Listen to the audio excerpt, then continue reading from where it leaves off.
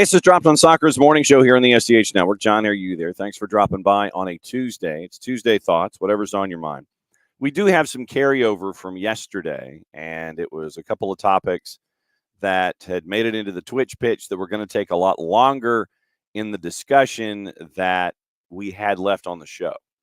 So we'll be getting into that. Morning, Alex. And we'll discuss what some of you were thinking about.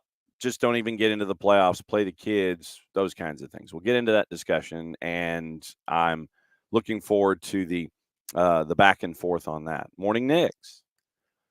Also on the show this morning, it is the rest of the weekend in Major League Soccer. We didn't touch that at all yesterday, and so we'll touch what happened in Major League Soccer. The rest of the league, get you set up for what's happening tomorrow, because it is midweek whip around, patent pending, trademark coming sooner, hopefully, rather than later. So it's a stacked show and a midweek whip around. Then it's a reaction Thursday, and then the power hour with Nino and Nico. Then Friday is weekend whip around. Hopefully our friends from Beyond Goals Mentoring, if they're not traversing the planet, doing good for all that they touch, and getting you ready for Atlanta United on the road against New York Red Bulls. So it is a midweek weekend, kind of a week, and so we'll be all over the place, letting you know what's going on in the league, out of the league, everything that's going on. Tomorrow, once again, standard as it's Tyler at 9:15. We'll see when Jason can hop in, and we will check on Dylan and Marion Crowder to let you know what's going on in Super League. So all of these things are just kind of colliding all of a sudden. Not really sudden, but that's just how it is in the midweek, is it things are colliding. And we'll have all of that this week, as it is 3 matches in 8 days for Atlanta United. Also, Thursday night, the Twos are in suburban Charlotte, Sportsplex at Matthews, to take on Crown Legacy. We'll have that match for you. Pregame at 7. There'll be a lot of highlights in the pregame show. We're catching up with Steve Cook this morning, and that will be on kick will be 7:33, I believe. Let me double check my sheet here. 7:33. So pregame 7 o'clock on the network, and kickoff about 7:33 at the Sportsplex at Matthews. Atlanta United 2, not eliminated from playoff contention yet, but they've got to win out and hope that nobody gets north of 40 points. So that's where things are. The loss to Huntsville City Football Club really set them back. You can listen to all of the goals that happened in the 9-goal chaos that was Atlanta United 2 in Hunt City. That's on the network. Check out your Twos review. We also catch up. Maddie caught up with Steve Cook and Ashton Gordon. So that is on the Twos review that's on the network. If you're wondering where to access that, go and track us down on soccerdownhere.net. The rundown of all of the different programs should be there. You can download the SDH app through our friends at Spreaker. That's speaker with an R in the middle. And then you go and search for Soccer Down Here. You hit your notifications. You download Spreaker. Catch up with SDH whenever we've got something going on. Like the interview that we did yesterday. Yesterday afternoon, we caught up with Monaco Carnley. And for those of you who are attached to Georgia Impact, you might remember her last season. 7 goals and 4. It was 7 matches, 4 goals for Impact last season. So her history, we go over it. It is born in Liberia, raised in Pennsylvania, went to Mississippi State, played with Georgia Impact, and now she's playing for the big gun in the team that's at the top of the ladder in the first division in Guatemalan women's football. So we caught up with her yesterday. They're 2 hours. They would be Mountain Time Zone. So caught up with her in Guatemala City yesterday. And obviously, yes, with internet and things, there is a bit of a lag and there's some freezing. But that interview gets posted later today, and we'll see if we can post the video version of it to the network a little later on. But no, it was fun to catch up with Monaco Carnley yesterday in Guatemala. So we got that also on the network. So very, very busy week here on the network across the board, and glad that you are along for the ride with us. So, all right, let's see. Opening kickoff brought to us by our friends at Kickoff Coffee and kickoffcoffeeco.com. That's your QR code for those of you who are watching us on the video version, however you're accessing us, whether it's on the YouTubes, on the Twitch, or on the 280 character app, hit that QR code and it takes you into Kickoff Coffee. Don't forget, on the way out the door, use the code SoccerDownHere15. You get 15% off your purchase. They, in turn, take 10%, reinvest at youth games, youth initiatives, stuff that they have earmarked as cool. Our friends at Kickoff Coffee and kickoffcoffeeco.com. And yes, I'm trying to cover up the other QR code on the screen. We'll get to that in just a sec. Okay. Opening kickoff. I have a confession to make. My name is John, and I am turning into an Atlanta United clothes gatherer. Hi, John. So yesterday, the announcement came out, video form, that LBF, Live Breathe Football, out of Philadelphia, and they are a great success story, by the way. You might have seen their gear that they are now officially licensed with Major League Soccer, and they have their own set of MLS gear that's attached to not just the Philadelphia Union and other Philly teams as they have in the past, but now everybody in Major League Soccer. And they have the Anoraks and all the other things that are there. So we got a bit of a tease yesterday. And our friends at LBF have now come out with, and it's kind of punny that I say it this way, but the MARTA line. And so LBF and Atlanta United got together with MARTA and produced a new line of a new line of gear. And I saw it, and I'm guilty as charged. I went after it, and I got it. So here's the rundown of everything. And I had to go to Atlantic Station. And this is the other part in all of this. If the Atlanta United store wasn't so close to one of my other gigs on a Monday afternoon, I probably wouldn't have gotten it, and I would have waited until tomorrow at the team store at Mercedes-Benz. But because, and like I said, this is how my shopping brain is working now.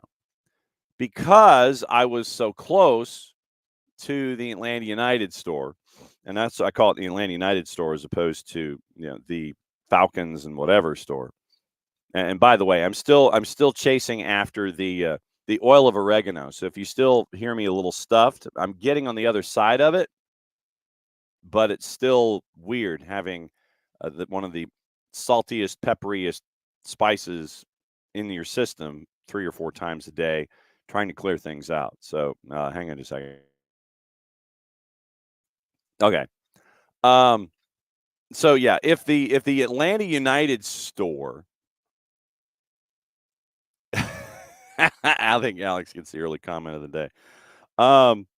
If the Atlanta United store wasn't so close to where I was in Midtown, like I said, I would have waited until tomorrow. Unfortunately, that's not how my brain works. Oh yeah, I'm in Midtown. Atlantic Station is just over there. So sure enough, when I was done with my other gig, and by the way, on the Football Fridays in Georgia podcast on Georgia Public Broadcasting, subtle plug, we catch up with Maurice Dixon from Creekside and Marquise Westbrook from Peach County this week. So after that was taped and I was done, I was like, yeah, it's just a couple blocks over, so I'll go ahead and get it. And I did. So here's what LBF has now put together. Here's the hat, and I'm going to try to do this to where it's not like glary or whatever. So, yeah, here's the hat. And the thing that really puts it over the top for me is the MARTA flavored crest. The MARTA flavored crest, that's what really gets me on this. I was like, that's pretty cool. Admittedly, yes, very cool. And the only part that LBF did not do is the scarf. And so here's the scarf. And once again, like I said, the MARTA coloring for me is what puts it over the top. And so the one side, you have, you've got the MARTA coloring, and then the Atlanta United, and then on the flip side, it is And by the way, the 15-minute 20 video that was put together on the MARTA train, very, very cool. Speaking of MARTA train, so there's the train as it's laid out in conjunction with MARTA. This is like official stuff that MARTA was like, yeah, sure. And so that's the scarf. That's the one thing that LBF did not collaborate with Atlanta United on. And so now we get to the heavyweight stuff. All right. And so let me see if I can grab. And the boss has already admitted to me that she's stealing all of this. So I may get just the one wearing of one element. And I'm probably going to wear the sweatshirt on Wednesday just because of, air conditioning and things being inside. So here, once again, here's the T-shirt. And like I said, I like the MARTA coloring integrated with Atlanta United. That's the thing that got me and put it over the top for me as a local. Once again, there's your LBF, Atlanta United, MARTA. And then here's the sweatshirt. Let's see if I can grab it really quick without making too much of a mess and stealing and spilling everything. And so here is, it's, these are put in colors, and this is, I guess, yellow, kind of like a cream or like a yellow, but when once again, there's the Atlanta United. And then on the back, and the boss noticed this before I did, on the back, you see the MARTA, the MARTA line in the netting of the goal. And I was like, yeah, that's pretty cool. Yeah, the MARTA line in the netting of the goal there kind of, once again, put that over the top. So great work by our friends at LBF, Live Breathe Football. And, yeah, like I said, I'm probably wearing this to the match tomorrow. And then the boss is going to commandeer it. And that's where things are with LBF these days. And like I said, I think Alex, once again, if you want to irritate Longshore, tell him Atlanta United are becoming Forward Madison. All about the fire merch and then run. Yeah. And I mean, legitimately, that would be pretty funny. Morning Pars.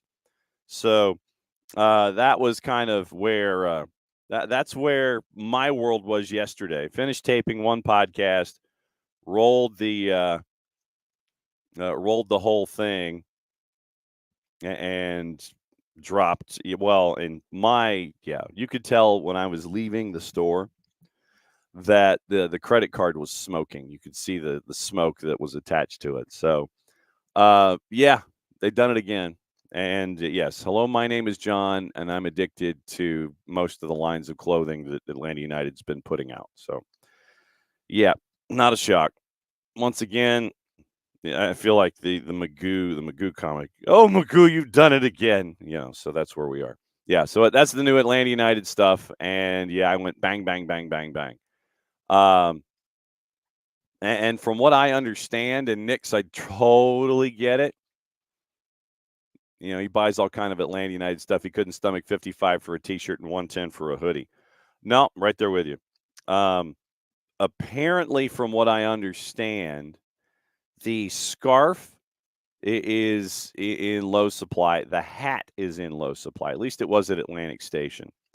But I'm thinking that, once again, on Wednesday, when everyone is running into the building to go see Messi and friends in whatever banner or shape or form they're going to be in, that there will be folks that can go into team stores and pick up the gear.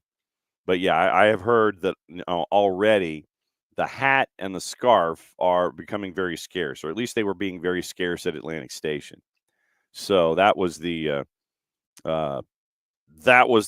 early rundown that I got from them about popularity and things like that. But yeah, LBF, they've got the line with Major League Soccer, and they now have the specific MARTA collaboration. Who thought, legitimately, who ever thought that we would sit here and say, yeah, by the way, a clothing manufacturer is having a collaboration with MARTA and Atlanta United. MARTA and Atlanta United is something that you would sit there and go, well, that's just not really something that I'm going to sit here and think of it being a ready collaboration for gear. But sure enough, and by the way, Rich is still breaking everything around him after what happened last night. And there goes the Falcons conversation. Nix and Rich are going after each other.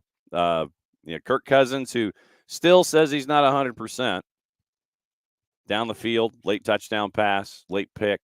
Atlanta comes back from being down 21-15 to win at 22-21. So big win for for the Atlanta Falcons and Raheem Morris on the road in Philly. So Rich has not had a good couple days. Rich on, London calling. Rich on the weekend with Messi and friends, and then last night with the Falcons. So it was a long weekend for Rich, and we'll get into obviously the rest of everything in and around the sport in Major League Soccer as we go this morning. We got Champions League to talk about. We have the trial of the century this week. Yes, Rich, absolutely. And LBF, they've done great work. They really have done great work to establish themselves with their gear, and the fact that they are now to the point where, and Ebun, by the way, when I post it, and as a public service to LBF, probably I'm going to have somebody take a picture. I'm going to be an influencer.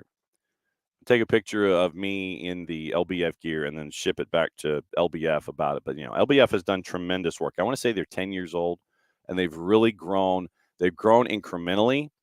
They now have this run with Major League Soccer and LBF. So very, very cool. Great work by them to get to this point. So huzzahs and salutes to LBF. Who knew that Atlanta United and MARTA would actually be a collaboration? You sit there and go, yeah, I think that'll work. Some folks might sit there and think that that's like ham and pineapple on a pizza. But it works. It works really well with the MARTA collab. So very, very cool stuff from our friends at LBF. And everybody is chasing after Rich because of Monday Night Football. That's opening kickoff brought to us by our friends at Kickoff Coffee and kickoffcoffeeco.com. That's your QR code. For those of you who are watching us, however you are watching us on the live side or even on tape on the YouTubes when we're done, it is on YouTube, it is on the Twitch, and it is on the 280-character app. What you do is you hit that QR code, then you go into Kickoff Coffee, and then when you check out, use the code SOCCERDOWNHERE15. You get 15% off your purchase. They, in turn, take 10%, reinvest it into youth games, youth initiatives. Very, very cool stuff from our friends at Kickoff Coffee and kickoffcoffeeco.com. And trading out QR codes really quickly. Here's our friends at Alliance Nurse Corps, another proud sponsor of everything we do here at SDH. I'm glad that didn't hit the floor. So here's your QR code. If you are looking for a career in nursing or your next career in nursing, right there. Our friends at Alliance Nurse Corps, more than 30 years of experience in helping folks in their nursing careers or wanting to get into a nursing career. You hit that QR code, you go and you search out your friends at Alliance Nurse Corps, and they'll ask you, how'd you hear about us? And you sit there and you go, SDH, yo, that's how. Or you just click on Soccer Down Here because maybe that's what's recognized by the characters in the response chain. But our friends at Alliance Nurse Corps, great sponsors and great friends of us here at SDH, as well as our friends at Kaiser Permanente for all that is you. All right. So yesterday, and like I said, yeah, Knicks, exactly. Can MARTA run a few more trains on game days? Yeah, they are 15 to 20 apart on a weekend game day. And it's 7 or 8 on midweek, but 15 to 20 on weekends. And then maybe if it's a full house, maybe they can get them to run a little faster. Yesterday, we were getting into the discussions, obviously, about Atlanta United and wrapping up what happened in the matchup against Nashville. And we got to talk a little bit about the Twos and their loss at home to Huntsville City Football Club. No rest for either. Midweek, Atlanta United hosts Messi and friends. And like I said, it's probably going to be and friends, and we don't know how many friends Tata Martino is going to have. No Aviles and no Busquets because of yellow card accumulation. And a lot of the players that played in Philly that Rich got to see in person played either 90 minutes or 80 minutes north of 80 or played 90. And we'll go back over that list in a bit. But You don't know what it's going to look like. So it will be intriguing to see what Messi and friends trot out as Tata Martino comes back to Atlanta, and they are the top-ranked team in the Eastern Conference. Like I said, we'll also get into the rest of the day in Major League Soccer on your Saturday and get you ready for what's going on this morning. Like I said, trial of the century of this week is going on right now. We know who the lawyers are apparently, and we don't know what the turnaround time is going to be, but at least they're discussing things at the trial of the century this week.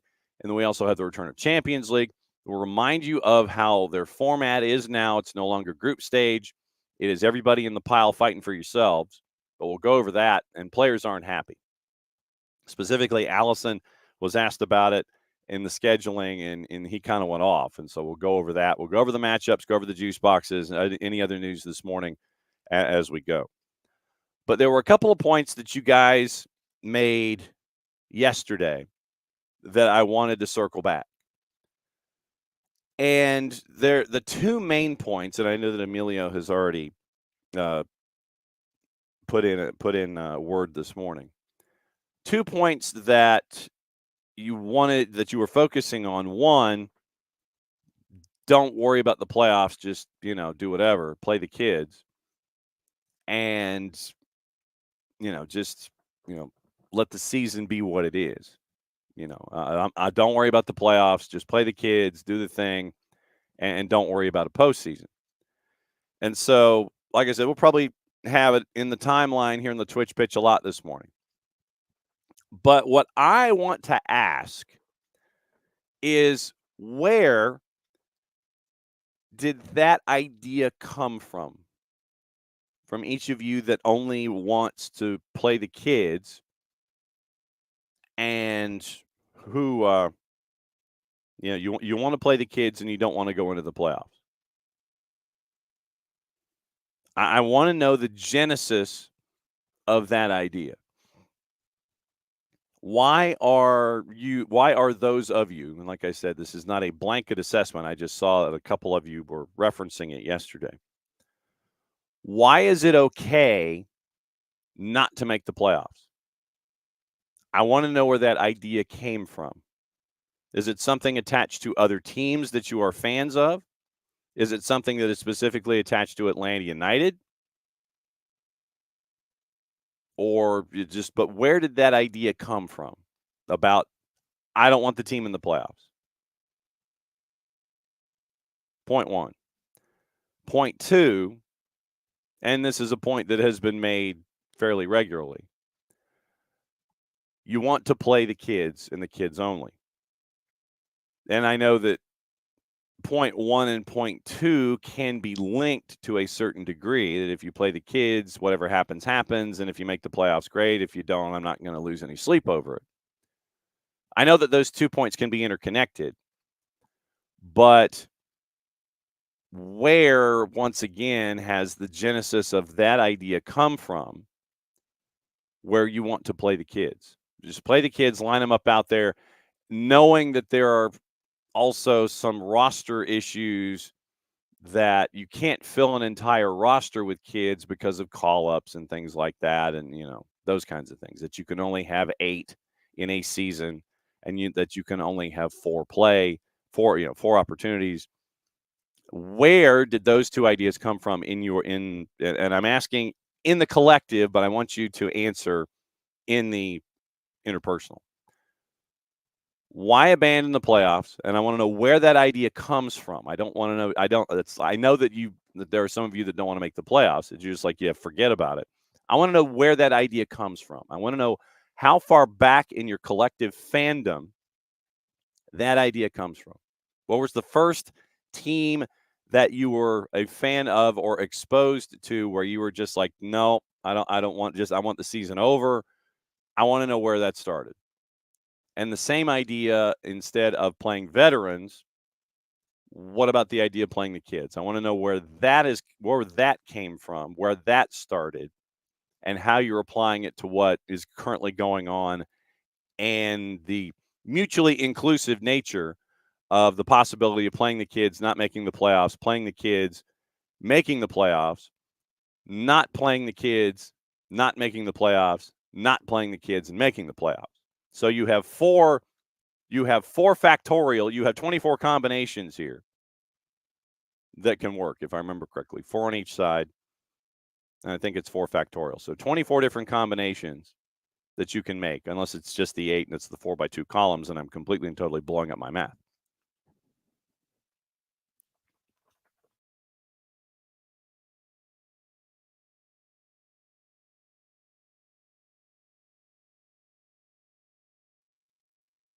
So that to me is the first idea that I want into this morning. And I don't know why my internet is freaking out, but anyway. All right. Emilio is saying, and I'll work backward. I'll work backward. So I know a lot of you are discussing the idea of Josh Cohen instead of Brad Guzan. And the larger and Emilio, what I'll do is I'll work through the timeline and I'll discuss points. And like I said, seriously, it's wide open. Whatever you guys want to talk about in those 2 particular topics, we are going to talk about the rest of the week in Major League Soccer. We are going to talk about Champions League. We are going to talk about the news in the morning and all that stuff. But I want to know what your thought patterns are. And like I said, we'll get into it here. So I'll actually tell you what. Let me go to the absolute beginning where Emilio's discussing playoff talk is by the front office is disingenuous. Fell flat-footed, as he said yesterday, showed him that the players are always looking. They're not doing their job. Did not happen. Knew Gigi was gone in April. Almada earlier. It was also known by May that top 4 was not happening, yet they were talking no replacements at that time. I don't know what I don't. I know I don't know what I don't know, but I see what I see. All right. So first and foremost, with one point, and I will say this about any front office, basically, not just Atlanta United, but the idea. I think that the idea that a front office in any sport, in any situation, if they are not looking to improve themselves, if they know that players are exiting, then they're not doing their job all that well. We don't know the level of conversations that this front office, that Atlanta United's front office, was or wasn't having with anybody, because they don't navigate and they don't negotiate in the public sphere. It's not up to a front office in any sport. Emilio, it could be your Rangers, or it could be any of your New York teams. If any of your New York teams that you grew up watching negotiated or navigated player interest in the public sphere, then you've already put yourself over a barrel when it comes to any player that you want to bring in the door. Any front office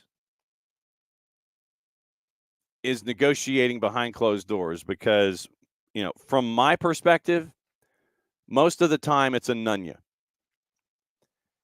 And, it's like, look, just tell me about the dish. Don't tell me the recipe. And any time that you have a front office that wants to sit there and say, well, thank you, Amelia. Okay, so you're Islanders. We'll go back to the Islanders.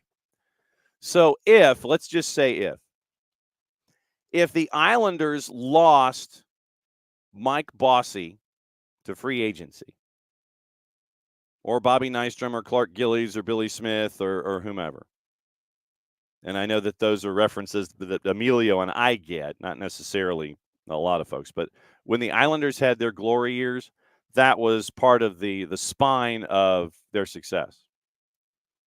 Bobby Nystrom, Clark Gillies at the back, Billy Smith in net, Mike Bossy on the wing. So if you had any of those guys, if you lose any of those guys or more than one of those guys in free agency, what good does it do the Islanders front office? What good does it do Al Arbor to sit there and say, well, there's this guy in Edmonton that we really like. We're going to go chase after him. What good does that do Al Arbor to sit there and say that you are interested in securing a goal scorer who's very popular, very successful at the time, or there's a guy in Pittsburgh that we're interested in? What good does that do Al Arbor and the front office of the New York Islanders if you negotiate in public? It doesn't do them any good. So for any front office to sit there and negotiate and say, well, yeah, we're chasing after Lemieux, we're chasing after Brian Trottier, we're chasing after, Mark Messier, we're chasing after Wayne Gretzky, Yari Curry, Grant Fuhr. That does you no good in the public sphere. What it does, if you call up Edmonton without any of us knowing, that is a better that's a better private negotiation to fill up interest in your roster than it would be if you sat there and said, well, yeah, we're chasing after Gretzky, we're chasing after Messier, we're chasing after Yari Curry, we like Brian Trottier, and to negotiate publicly, you already put yourself in a negative position. We don't know what we don't know when it comes to who they chase after. There were interviews where late in the process where I think Garth said that they were that they were having discussions over, I think, 12 or 14 different players. That's all the information that any front office really needs to give the media publicly. Then it's up to the reporter to sit there and do the digging and figure out, okay, who is he talking about? But for any front office to sit there and say, well, we're chasing after all of these big guns, we've lost big guns, we're chasing after these big guns, that's a negative. That puts you behind the eight ball immediately in the negotiation. Anytime you sit there and you pin yourself down to a price tag publicly, yeah, we're looking to spend, 20 or 25 on a striker or whatever. Anytime you put a price tag on a player, yeah, we can only go to 15 on so-and-so, and you name the player. You've already put yourself at a negative. What we don't know, and like I said, and I don't know, I'm going to put my hand over my heart, my other hand in the air. I don't know who they were chasing, other than the published reports that we talked about on this show. I don't have any inside intel about other dudes that, they might have been chasing.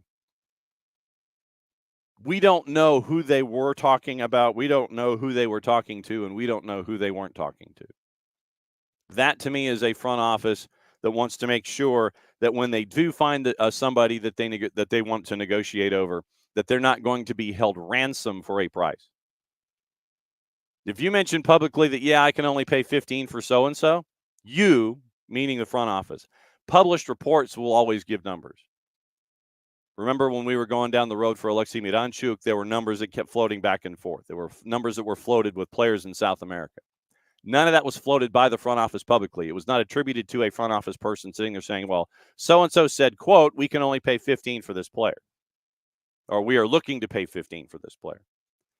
That puts that front office at a negative. If Al Arbor says, yeah, I can only pay Gretzky $3.5 million a year, then Edmonton can dial up the pressure and sit there and say, well, is that really all he's worth to you?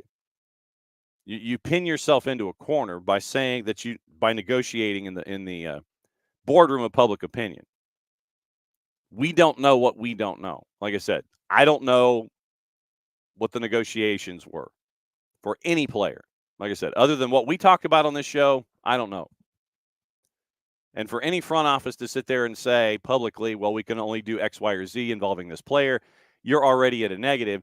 And then the rest of the clubs around the planet have a window into your negotiating soul. If you mention publicly name, player, location, price, other clubs who might have had their tires kicked by any team in the past will sit there and go, oh, okay, I know how they negotiate now. I know I can put them over a barrel and I can really get more money out of them than I could have initially if they'd have kept their mouth shut. You got to play poker in these things. So we don't know what we don't know. So we can gauge, and we talk about it a lot, especially in transfer windows. But I don't know who they were chasing after other than the folks that we talked about. I have no intel to that fact. So when it comes to that kind of a negotiation for any kind of a player where you're spending 7 or 8 figures to the left of the decimal place, I mean, shoot. We didn't even really know about Pedro Amador until that was about a day or so ahead of the signing, because we found out from overseas sources.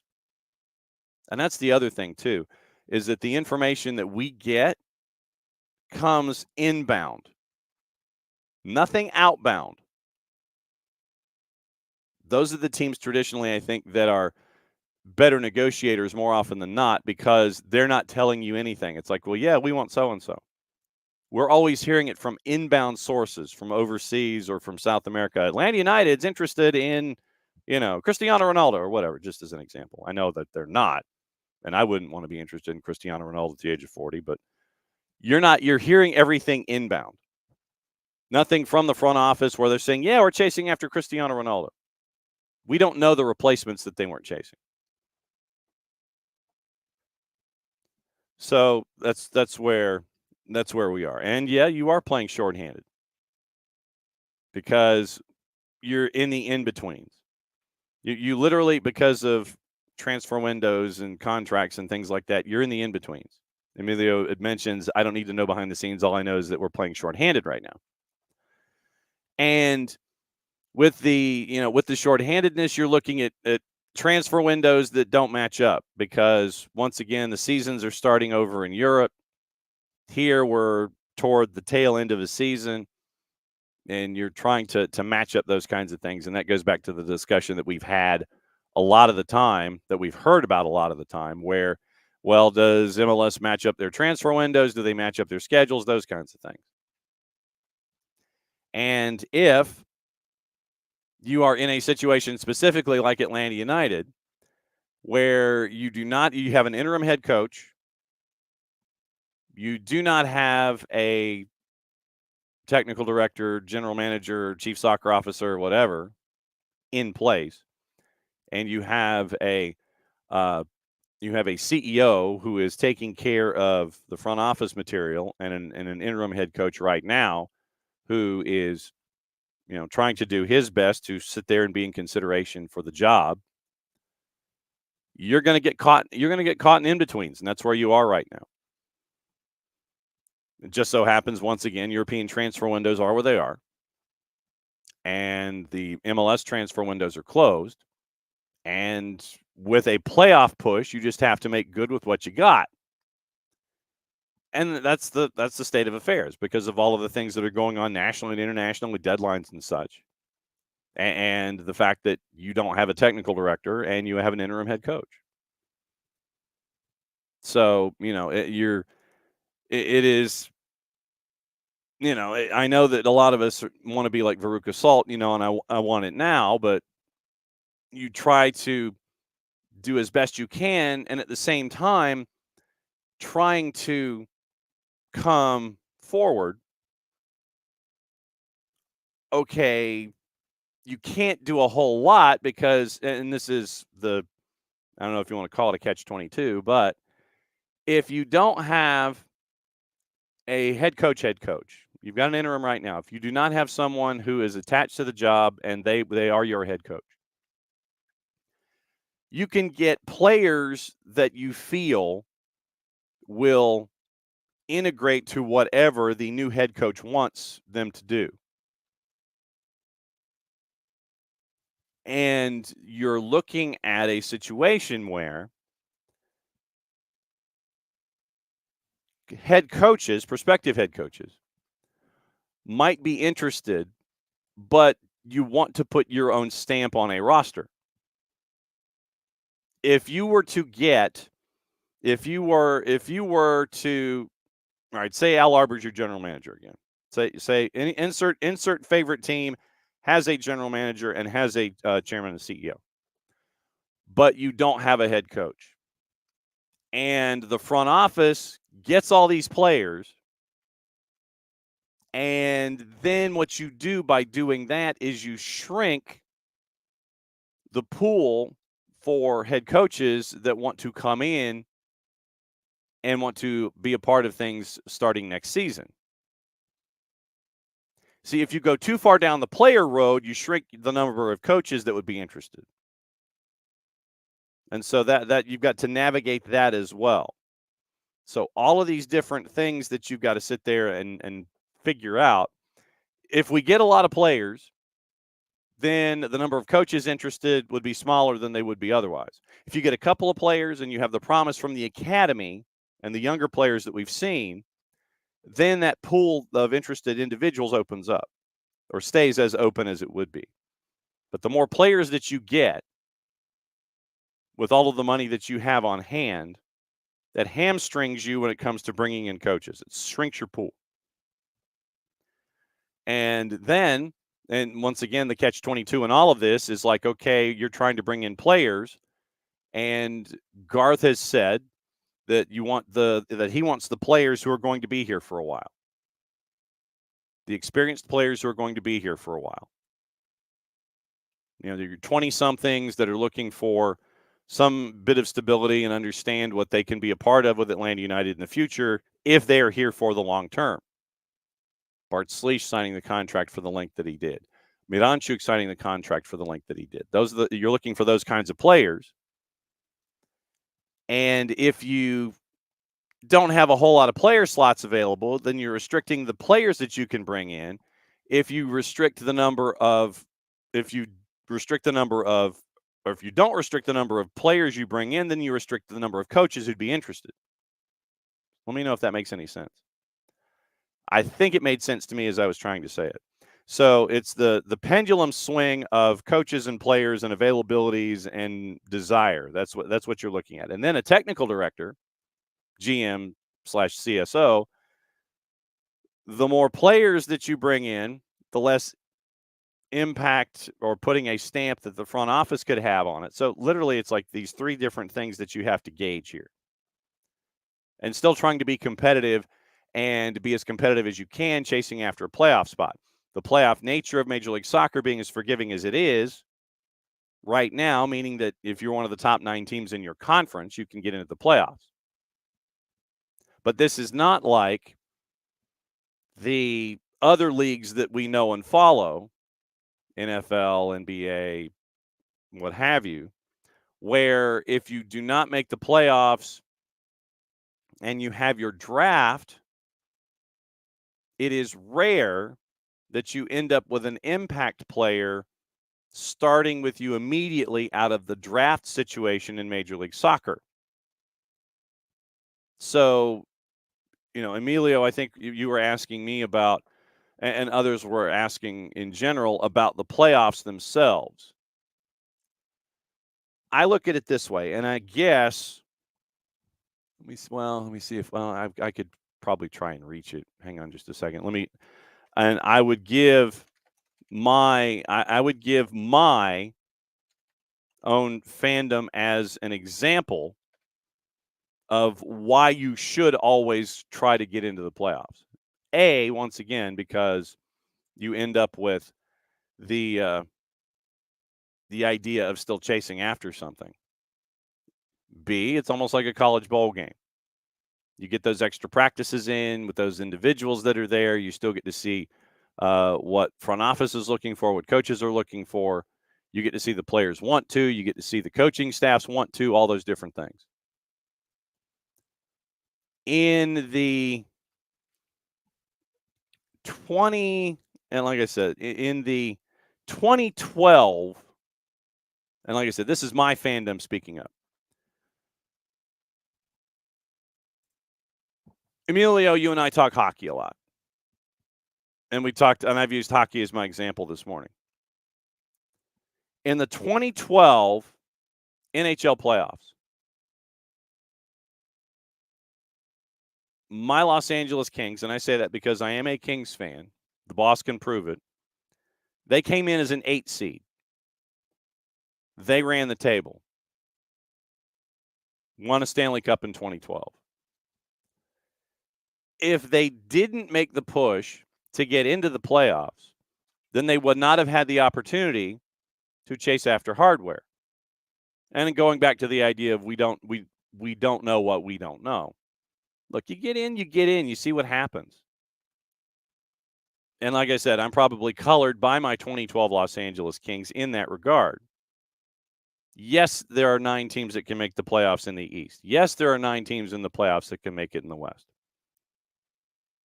And it's what you do once you get into the playoffs that can serve down the line as to who you are and what you can accomplish. And I'm talking not just as a club, but as an individual. That's where, and when I asked this morning where the thought pattern came from those of you that don't want to even go into the playoffs, I wanted to know where that came from. And my 2012 LA Kings are the example for me as to why you should. We don't know what we don't know. You get in, what can happen? 2012 LA Kings come in as an 8 seed. Jonathan Quick turns into a hot goaltender, and you win the Stanley Cup. That's where it comes from for me.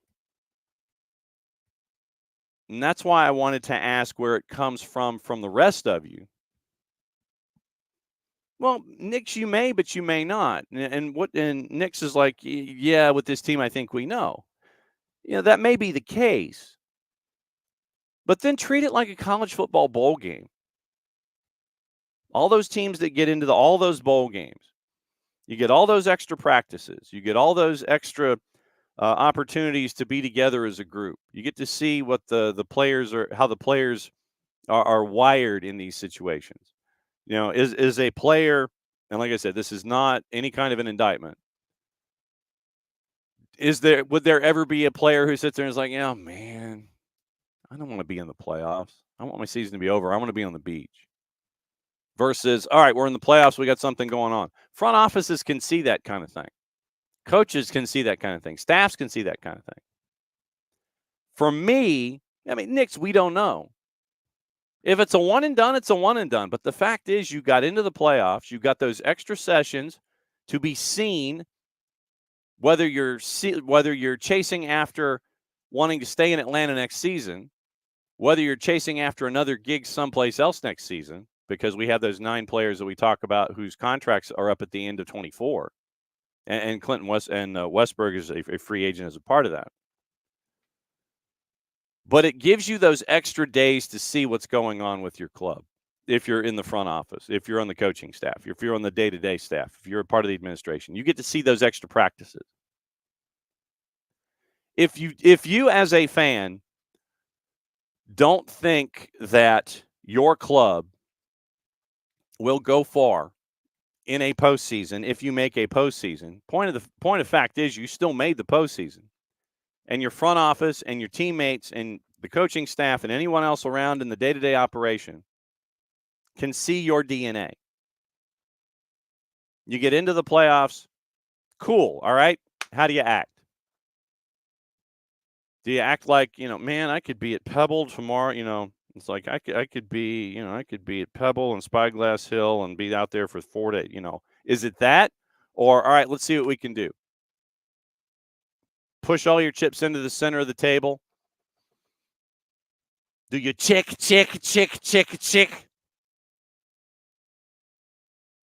Drive John Malkovich crazy, and then by the end of it, sit there and go, he won, pay that man his money.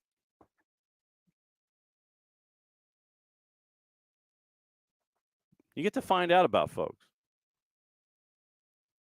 And Nick's, to your point, you said if the guys are on Verbo as we speak, if folks are on Verbo, then obviously, if I'm in the front office and I see somebody's on Verbo, man, then I'm not interested.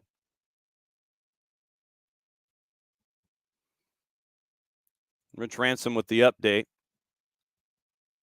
from Michelle Kaufman, who is at practice this morning. And I'm not going to do any kind of a breaking news gig, but Michelle Kaufman shooting about a minute and a half worth of video from the sidelines in South Florida. Messi and Suarez will travel to Atlanta and NYC, not knowing how much they'll play. Once again, not a surprise. But they'll travel because I think that they would be more focused on the NYC match at Yankee Stadium because, once again, if they're playing 81 and 90, they're not going to play 81 and 90 back-to-back. Anything in Atlanta is probably a cameo.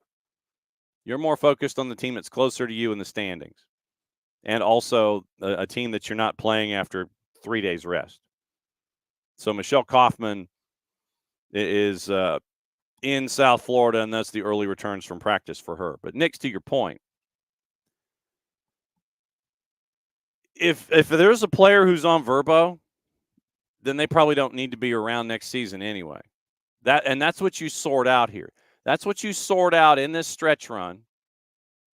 That's what you sort out in a postseason run, however long it is or however short it is. That's what you're staring at. That's what everybody in the day-to-day is looking at. They're looking at you at practice. They're looking how you respond. They're looking at your body language. They're looking at how you are on a game day. They're looking at, all of these different things. Are you shaking hands with folks? How do you respond in the day-to-day with the situation currently being what it is? That's what folks are looking at. Like I said, so like I said, for me, that's why this is why I wanted to ask this morning where these ideas came from within your fandom DNA. For me, it's the 2012 LA Kings. Get in as an 8 seed. Jonathan Quick stands on his head. You're blowing folks out. 4 and done, 4 and done, 4 and done, and you're waiting, and you end up getting the Stanley Cup. And Emilio mentions that the Islanders are a generational anomaly. Playoffs year 3 through 6, advancing 4 Stanley Cups in a row, then 40 years of bupkis. Well, they've been okay the last couple of years. They just haven't made deep runs. They've gotten into the playoffs. But if you get into the playoffs, then you find out more about yourself.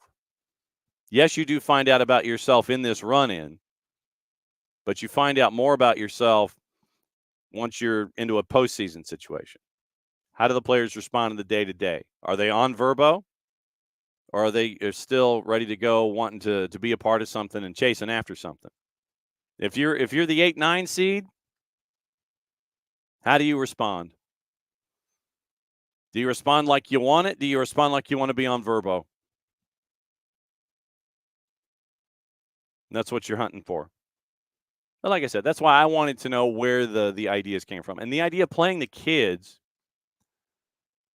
is that related to chasing after a playoff spot? Is it related to just having them out there and seeing what happens? Or is it playing the kids and, knowing that you in your thought you're not going to win, you play the kids anyway, and you see what happens setting things up for next year? You're going to be playing the kids out of necessity in some places, especially at the back, because you don't know what the status is, even though he did practice yesterday of Pedro Amador at left back. Does it mean that you bring up Matt Edwards and have Matt be a part of the discussion? Because if it is a 3-5-2, 5-3-2, like it was last time, then you're going to need resources at the back. You got to keep an eye on Derek Williams and see what his health status is. Keep an eye on Shande. Shande's been battling the foot injury. What do you do at the left? Is it another chance for Tyler Wolff to sit there and go, okay, I can get you some minutes? How much of the lineup is rotated before you head to Red Bulls? With you at home, are you going after it full bore? I imagine you are. So then it's probably Saba, Rios, and Jamal in some combination. And then what do you do on the left? Is it Tyler Wolff? Is it Saba on the left, Luke Brennan on the right? Midfield, do you swap out looking at – and this is, like I said, this is where the physios come into play. What can players give me? Do you start Dax against Miami? Is it Dax, Muyumba, and Miranchuk? Is it, is it Dax, Bart, Miranchuk if it's a 5-3-2, 3-5-2? To where, or is it is it a 4-4-2 where Dax plays back a little more? The options are there, but you've got to keep an eye on what's going on, at the back. Keep an eye on Amador and his health. Is it Matt Edwards' turn? Does Luke Brennan get minutes up top? Does Saba move to the left? Is it Tyler Wolf and Saba on the right? Is it Dax in the middle? Because once again, you've got to gauge what happened on the way out the door to get to this point with all the minutes.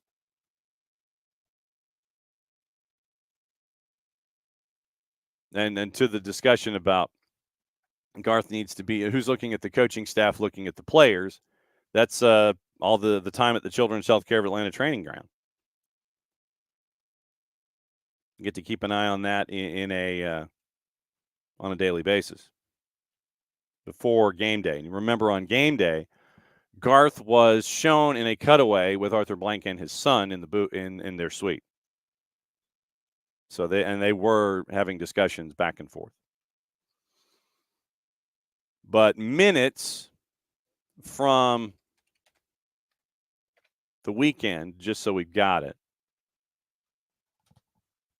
Let me get to the matches from the weekend. And we'll go through who played how many minutes, and that might play into, okay, who might give me X number of minutes on the weekend. So, starting lineup once again, Rios, Shande, Miranchuk, Saba, Jay, Bart, Amador, Derek, Gregerson, Lennon. Substitutions. Remember, Shande had to leave after 37 minutes, and Edwin came in and ran for 50+. But he did have 8 minutes of running and then 45 of running. Does Saba go to the left is it Edwin and Luke on the right? Does Saba run like hell and Edwin come in after 70 minutes? Dax came in, gave you 20, subbing for Jay. Muyumba came in, gave you 20, subbing for Bart. Jamal came in for 20, subbing out for Rios. Luis Abram gave you a cup of coffee after Derek was removed from injury, 5 minutes plus, and then Noah came in for Amador after Amador, and that still gets to me. The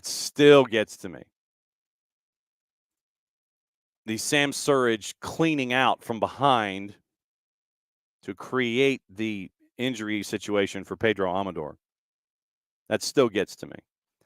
I don't want it to be some kind of Darren McCarty, Claude Lemieux kind of a thing. And then once again, I go to my hockey analogies. But I'm hoping that since it did not happen in the match this time around, but legitimately after what Surridge did to Amador, short of Brad going to Armando Mendoza and discussing things, someone should have gotten in Sam Surridge's grill. That still sticks with me. Someone should have gotten in his grill. Something as simple. I mean, it could have been just, as he's getting treated, you're taking sips from a water bottle and you're saying sweet nothings. Or when Surridge stands up, maybe an index finger pointed fairly closely. I'm hoping Sam Surridge is remembered for what happened on the weekend, for a future Nashville game. Like I said, it doesn't have to be something that is, 371 days and Darren McCarty takes care of Claude Lemieux. It doesn't have to be something like that, because it won't be 371 days. But no one wanting to have a discussion with a Nashville player, specifically Surridge, Sam, number 9 in your program, that's going to stick with me for a while. Anyway, no, and Amelia, and like I said, and Amelia is saying that playing the kids is an indictment of the starters that aren't part of the future. But once again, is it something that is mutually exclusive or is it mutually inclusive? Are you saying that you want to play the kids just to see what the result is and whatever happens happens? That in turn to me means that you're making allowances for a lineup and you're leaning toward not wanting to be in the playoffs. If the kids do fantastic, then they do fantastic and you get in, but then which kids go where?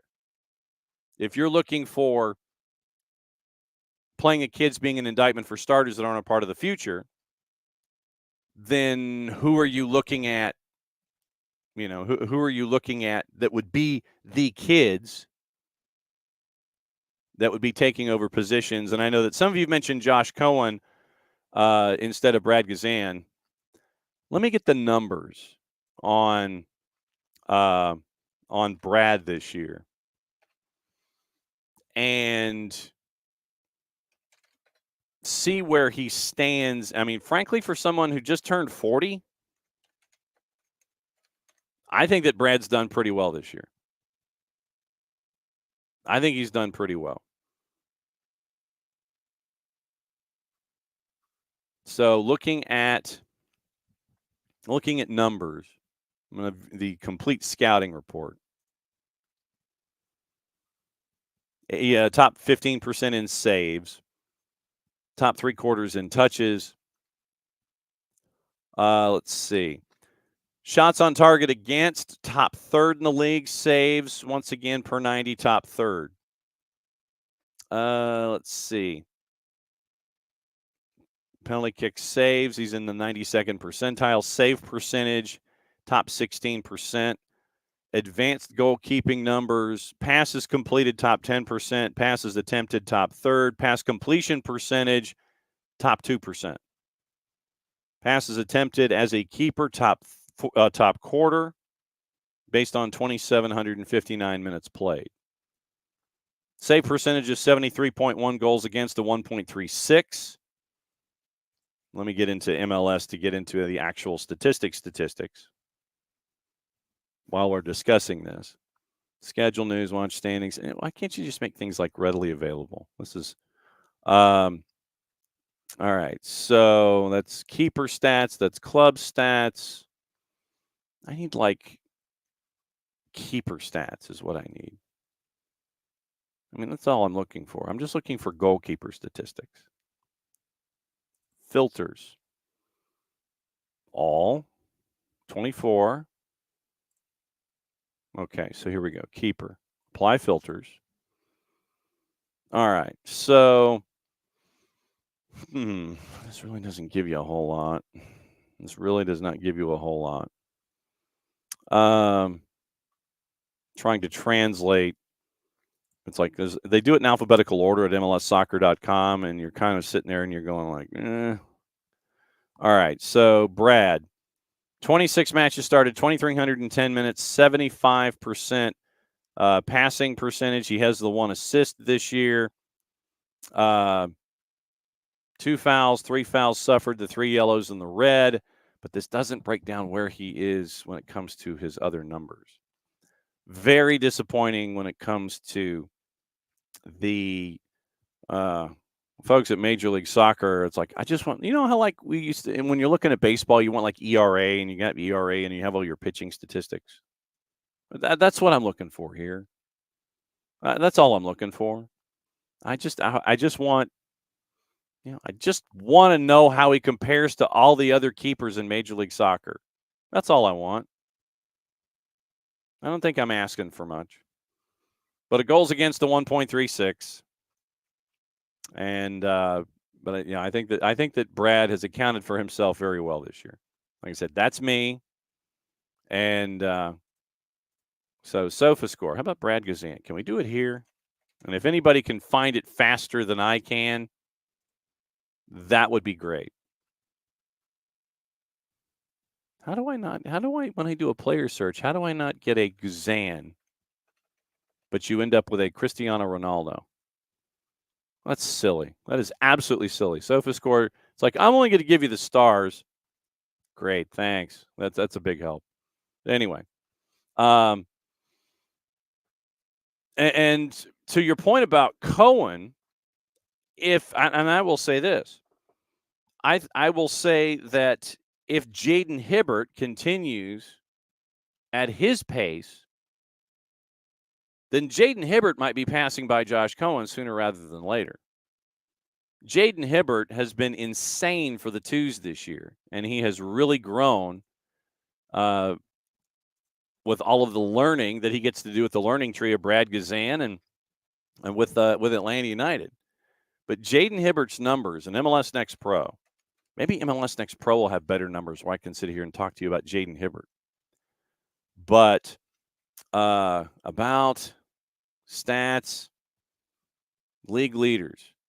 All right, so if we do league leaders, player stats, shots on target, club stats, how about keeper statistics? Good Lord, people.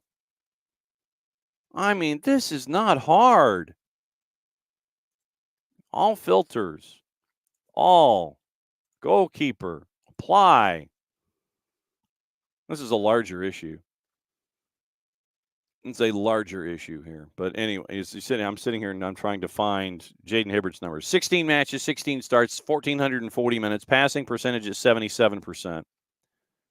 And he has 2 fouls and 1 foul suffered, and he's got a yellow. Tell you what, hang on.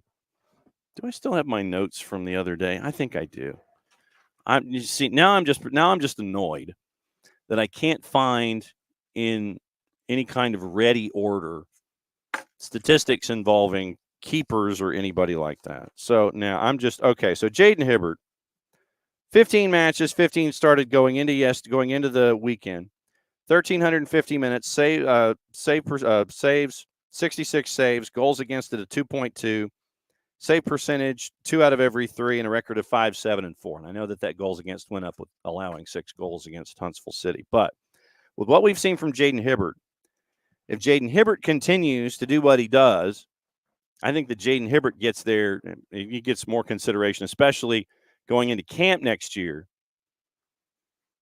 It would not surprise me if Jaden Hibbert was getting a lot of good looks. But, man, I'm not asking for much, I don't think. I don't think I'm asking for much. I just want, like, the list of statistics. I just want the list of statistics and how folks match up against one another. That's all I want. But yeah, I think that for keeper for Atlanta, once again, draft and development. Jaden Hibbert, I think, is the individual that you're staring at who might be chasing after minutes ahead of Josh Cohen if things keep up this way. So keep an eye on Jaden Hibbert as a part of this whole discussion. Let me see if I can buzz through and I got to say hi to everybody. Morning, Alex. Morning, Nick. Morning, Emilio. Morning, Pars. Morning, Rich. Rich, are you still breaking things an hour later? Let's see. Nix wants to roll Cohen out there just to see if he's a viable option. Like I said, keep an eye on Jaden Hibbert. I don't think that Jaden's going to be focusing on the twos for the final 3 matches of the regular season and if they make it into the postseason. But keep an eye on Jaden Hibbert this year and next. And let's see. So Emilio and Rich and Bossy and Gillies. Man, yeah, that stinks. All right. So, yeah, so we're caught up and hi to everybody. So, all right. Like I said, I just wanted to know where the ideas came from. I have always been of a mindset that you should chase after everything. If you've got a chance to be in the playoffs, chase that chance to be in the playoffs. If you make an earnest effort and you don't make it in, you made an earnest effort and you don't make it in. But I think that if you get to a point where you're not going to make it in, then I would say play more of the younger players and see how they integrate with the players that you're going to keep next year. Until that moment happens, focus on getting the best starting lineup out there that you can get the results that you can get. And then if you are good enough to get into the playoffs, then that's where you make your noise. Like I said, if it's a one and done, it's a one and done. But the fact of the matter is you've made it into the postseason. And the MLS draft is not the earth-shattering thing that it could be in the NBA or the NFL or not even Major League Baseball. I mean, Major League Baseball might have folks that would be impact players, maybe 1 through 10, but most of them are signed to 7-figure deals, and you're sent to the minors. MLS draft 2024. All right, so let's go to the draft from 2024 and see. All right, so the draft tracker presented by Adidas. Now, and this is just the 24 draft to let everybody know. All right, so here was the draft last year. And I'm sitting here and I'm scanning down and I'm gonna do all the names. Jaden Hibbert, by the way, picked 19th overall. So the super draft for MLS in 2024, round number 1. Tyrese Spicer from Toronto FC, not playing. Wayne Frederick, Colorado Rapids out of Duke. Logan Farrington, FC Dallas, forward. Kamani Stewart-Baines, Colorado, forward. Austin, Nate Jones, defender. Number 6 overall, Brian Dowd, who was the keeper for Huntsville City. There's a certain sense of irony there, but he's playing for Huntsville City Football Club. He's not playing for Chicago Fire or Nashville. Jacob Morrell, DC United. Malachi Jones, NYC. You're down to 8. Malachi Jones was getting in minutes before, if I'm not mistaken, before he had the injury that has him out for the year. Hugo Bacharach to Minnesota. Grayson Duty. Too many jokes in the morning. To Montreal. Wyatt Meyer to Nashville. Aiden O'Connor to Red Bulls. Jamar Ricketts to San Jose. Tiger Smalls to Charlotte. Yannick Bright. See, you get down to 15. You get down to 15 before anybody is really making any kind of minutes. And Yannick Bright is doing that because of lack of availability of other players. So, I mean, that's just last year. This year. That's this year's super draft. So if you're looking for any kind of a generational quick fix, I don't know if that person's going to exist. So what I would do, and once again, I think it reinforces the idea that you go with the best layout that you can and pursue anything that you can pursue. You try your damnedest to get into the postseason, and you see what happens. Yannick Bright, by the way, 17 matches and 1 assist. So Yannick Bright, out of necessity, 4 Leagues Cup matches, played 3 matches in Next Pro. So he's played Leagues Cup. He's played 21 matches for Tata Martino this year. 1,228 minutes. So that's what you're staring at. You had to go all the way down to 15 in the super draft before you had anybody who's getting any kind of substantive minutes. And like I said, I figure Malachi Jones would have been getting substantive minutes if he hadn't been injured. But that's the number 8 pick. And active players, you had to go all the way down to 15 for first team minutes. You don't get the generational picks in the draft like you would in other sports. So not getting into the postseason really doesn't do you anything. So you pick it, 18, 19. Then you find those players that you're hunting for.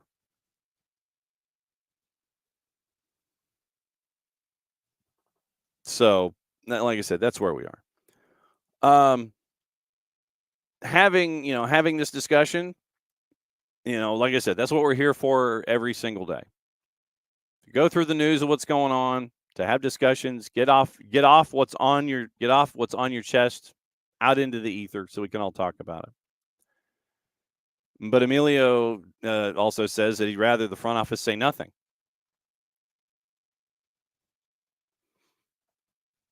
I would like my front office to sit there and say, we're trying our best.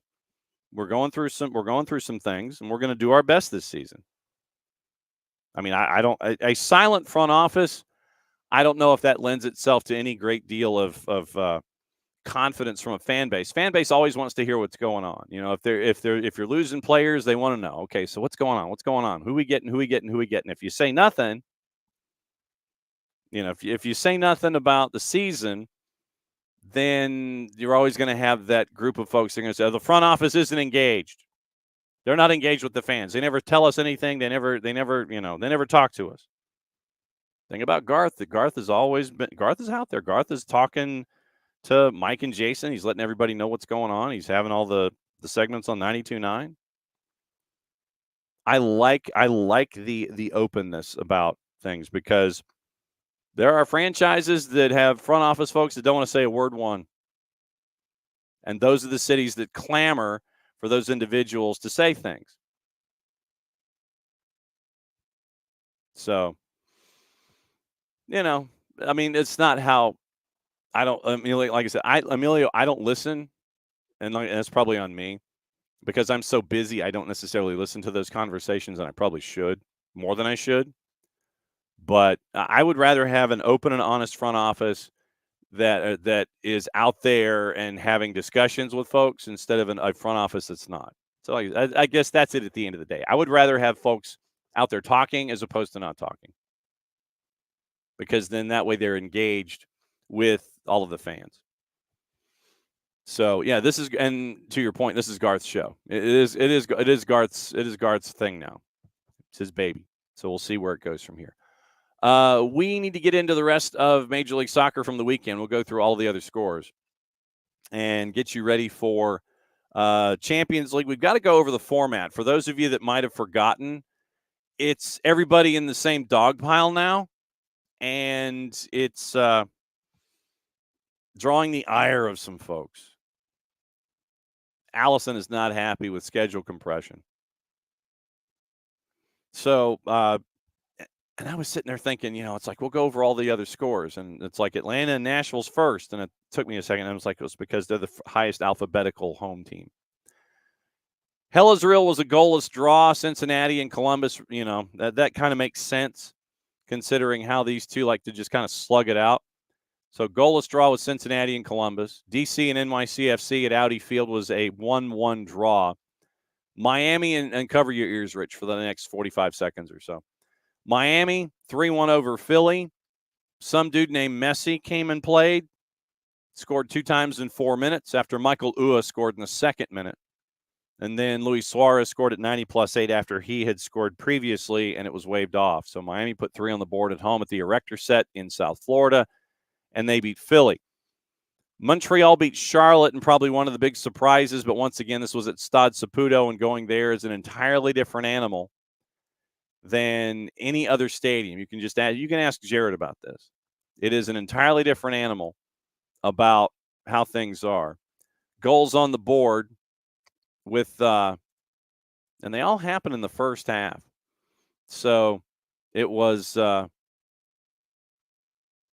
goals really within 9 minutes, 3 minutes of each other with Montreal.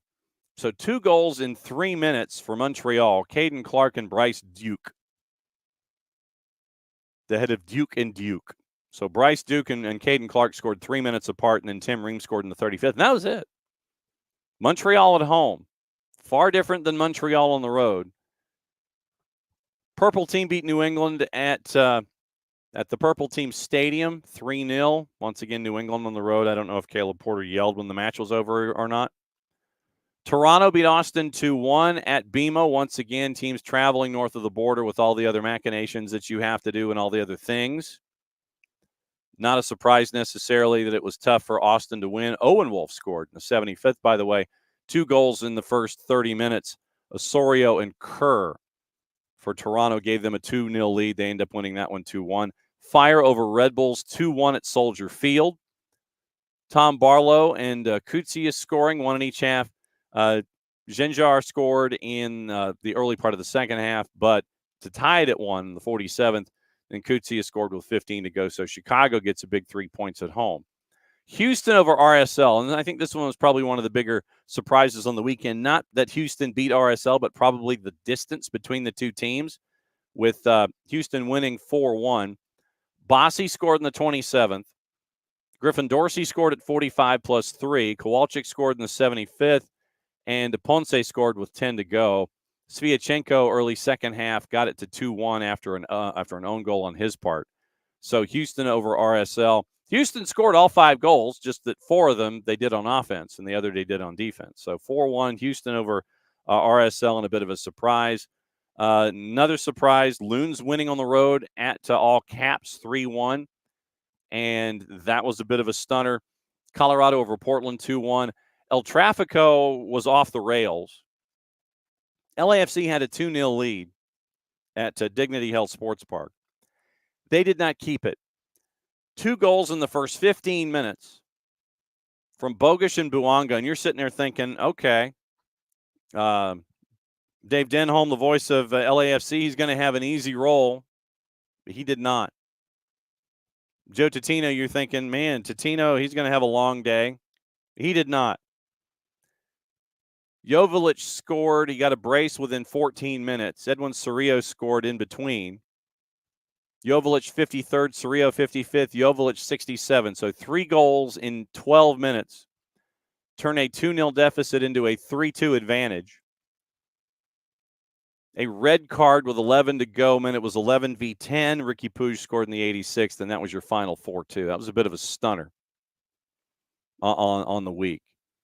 So you had that one in a matchup, and then you had Vancouver taking care of San Jose by the final of 2-0 at BC Place. No real surprise. And then your Sunday match, Seattle beat Kansas City 2-0. Could have been 3, but Albert Rusnak from the spot was stoned by Tim Melia. Tim Melia continues to be a warlock when it comes to penalty kick defense. Morning, David. Good to have you here. And so that sets up things right now in the standings as we get you ready for tomorrow. Once again, tomorrow, Tyler Pilgrim joining us from Scarves in Spikes. I think they're going to be at the fancy Signia Hotel doing a live before the match tomorrow. So standings in the Eastern Conference. 3 teams are in.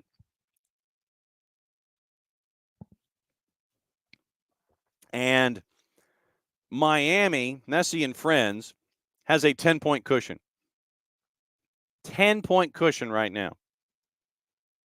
So all things being equal, I think a lot of the folks, I think you're going to get and Friends tomorrow because they have a 10-point lead. Columbus, if they win their match in hand, would only make it 9. So having a draw in Hell is Real did not help either Cincinnati or Columbus in trying to catch Messi and Friends. 62 points right now for Messi and Friends. Like I said, I'm anticipating as much of a rotated side as humanly possible because everybody played 80 or 90. And, yeah, you're going to travel, but I think that you're going to see Messi and Suarez and Busquets and Aviles and everybody else that played 90. You're going to see them in New York on the weekend. Cincinnati's at 52 points. Columbus is at 50. They're in. They're all in. They're in the playoffs. Red Bulls start group number 2 at 43 points. Purple Team and NYC go down to goals scored. Identical records, identical goal difference. Orlando has scored 4 more goals, 45-41. So Orlando's in 5th. NYC is in 6th. Charlotte, who, I don't know. I think that if you're looking for a team to continue to drop and drop and drop, it's probably Charlotte, despite what Christian Kalina wants to do between the sticks.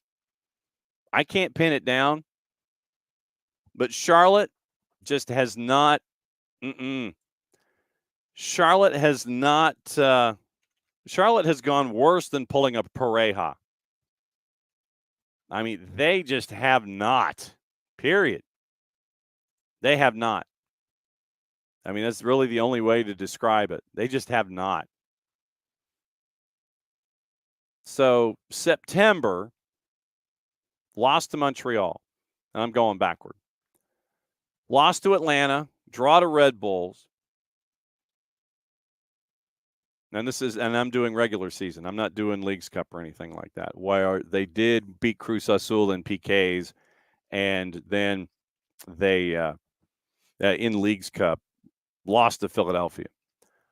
Draw at Austin, draw at Columbus. Last win that they had was at TQL, knocking off Cincinnati July 13th. So technically, Charlotte has not won in Major League Soccer in 2 months and 4 days. They have not won in Major League Soccer in 2 months and 4 days. And then after that win, or before that win, loss at home to Messi and friends, loss on the road to Houston, and then they won in Philly. Sorry, Rich. So legitimately, Charlotte has only one win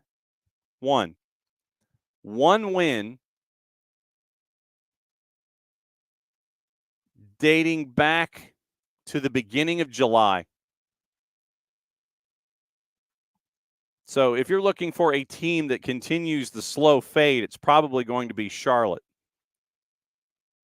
Charlotte at 38 points. Toronto's at 36. DC's at 33.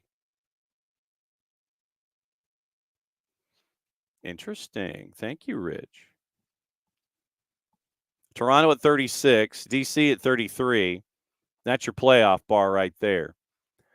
Atlanta 2 points out of a playoff spot. If they had beaten Nashville, and I know the whole thing about if ifs and buts were candies and nuts, Atlanta would be 2 points out of 8th, and they would be 4 points out of 7th. Toronto has played one more match. DC has played one more match. Philly's behind Atlanta at 30 points, identical record with Montreal. Montreal's goal difference, by the way, is a minus 22. So anybody with a tiebreaker with Montreal, you're going to get the advantage. Philly, Montreal, Chicago's at 29. One more match played than Nashville, who now has 7 wins and 28. New England's at 27 points and 15th. Western Conference, LAG is in at 55 points. They're now 7 points clear of LAFC. Rapids, RSL both at 47 points. Seattle's at 46, Vancouver at 45, Houston at 44. So the race to get in at the 9 and maybe the 8 or the 7, depending on how people drift back. It's interesting. It's a street fight to get into the playoffs in the Eastern Conference. It is a street fight for positioning in the Western Conference. 2 through 7 separated by 4 points. 6 teams, 4 points. Portland is in 8th. Minnesota is in 9th. There is a gap. Dallas at 34. Austin at 34. Identical records. Dallas has a better goals against. All right, goal difference. Kansas City's at 28. St. Louis is at 28. The irony of that particular rivalry, both being 12th and 13th, and they're tied at 29 points. Kansas City has a better goal difference, and then San Jose's been eliminated officially, 17 points in 28 matches. So let me find the email. Rich sent a lovely little picture about what is going on in New York City. New York City, he said. Yes, he said. So let me grab the email. And there's an interesting addition to the ownership group in New York City. And I think that this probably is worthy of the siren. Morning, Abby. Good to see you. Glad you're here. So once I find the breaking news sounder, then I can lay it all out for you. Hang on. Scrolling down. I think I'm there. Yeah, here we are.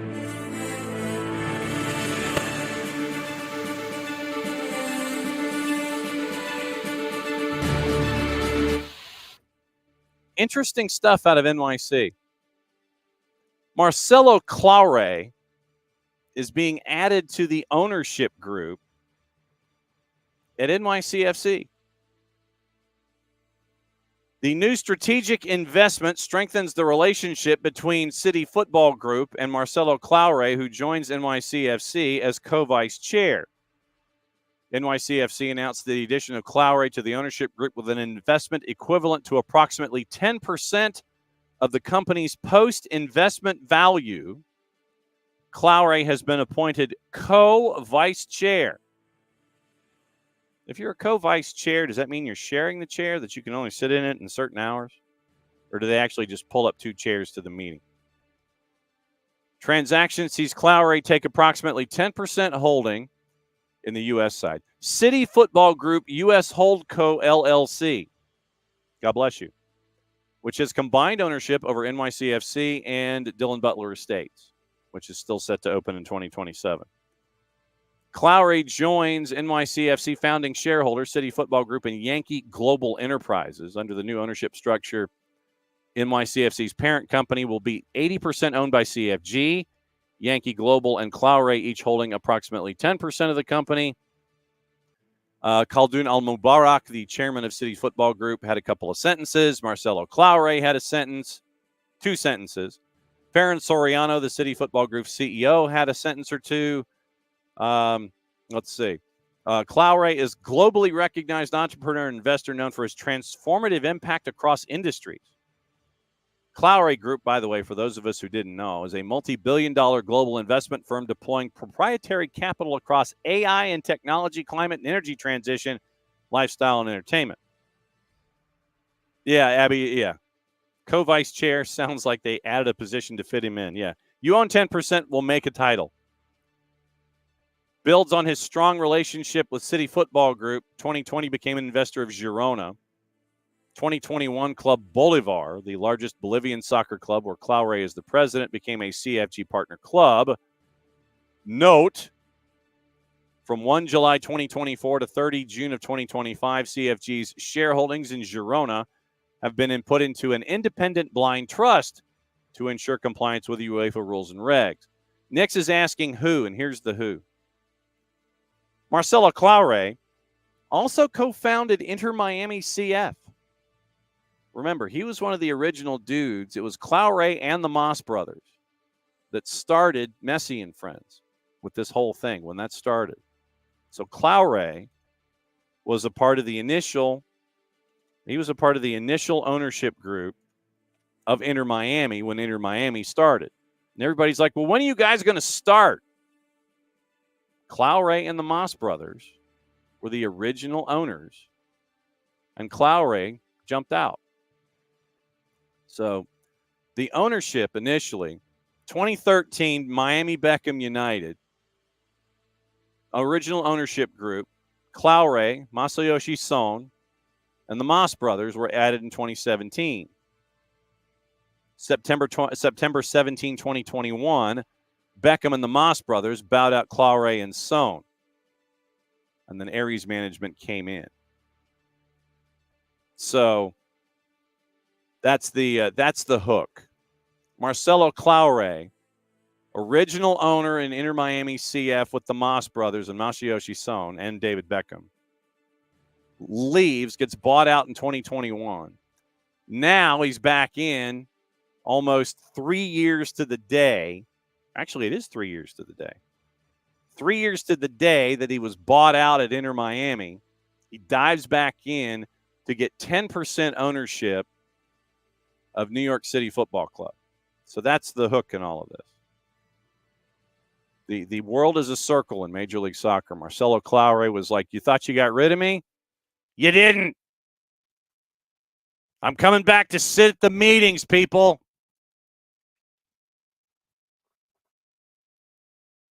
Marcelo Claure, bought out at Inter Miami, 3 years to the day, back in. When I thought I was out, you pulled me back in.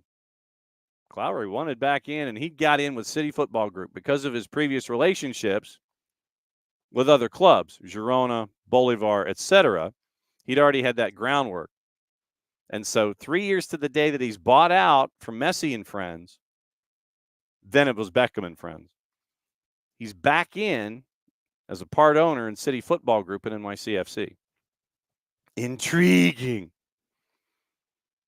So Marcelo Claure and City Football Group, the next step in Claure's integration with City Football Group today announced. And they had the picture on social media where you have important people at NYCFC and Claure holding up the jersey. So it was Claure's turn to hold up the jersey for City Football Group. So Marcelo Claure back in Major League Soccer at NYCFC. And interesting that on Saturday, Messi and friends take on NYCFC and their new part owner, Marcelo Claure, who used to be an owner for Messi and friends. The circle continues. So that's where we are. So that's intriguing to say the very least. I feel like Dexter. Didi, very intriguing. So thank you, sir. All right. So that was the news that and that's the other part that I love about this is that all of you are on your timelines and you're seeing what's going on and you're producers and all of this too. It's like, ooh, news. So and since a lot of you are faster at this than I am. So especially handling social media. So that was Marcelo Claure. Intriguing. So there you go.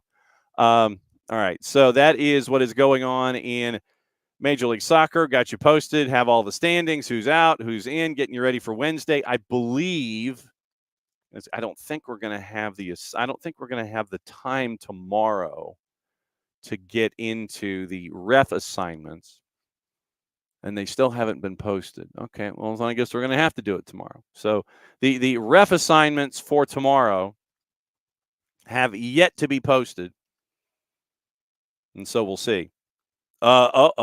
Rich is posting more news. Hang on just a second. Do we have an end to the tribunal already? St. Johnston have sacked their manager. So St. Johnston sacked their manager. Jarrett, what does that mean? So, St. Johnston sacked their manager. For those who are true sickos, yes, St. Johnston have sacked their manager. All right, so Alex, you might want to hide your ears. This came out yesterday. Yeah, we'll get into Champions League coming up in a sec because those matches are today, and we got to check the juice boxes on all of those because remember, it is now an all-in tournament. It is not group stages and all of that stuff. It is everybody in. All of y'all people. You got 6 matches today. You got 6 matches tomorrow, and you got holy ish. Yeah, that's right. We're down to 36, so it's no group stage. So you have 6 matches today, 6 matches tomorrow, 6 matches on Thursday. Wow, if I'm a Thursday match, I'm pissed. Yeah, if I'm Arsenal, I'm pissed.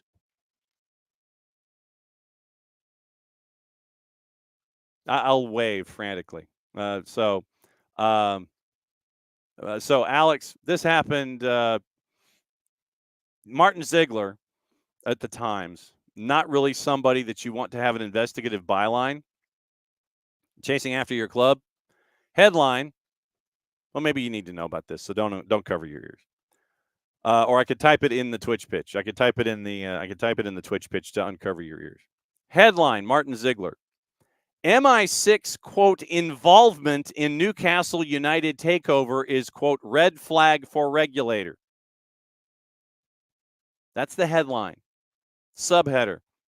Freedom of Information request reveals a letter about the sale of the club was sent to the head of the Secret Intelligence Service, raising more concerns about government interference in football. Paragraph. The apparent involvement of MI6 in government talks. MI6, for those that may not know, MI6 is kind of like the CIA here in the States. So the Secret Intelligence Service, the Foreign Intelligence Service of the United Kingdom.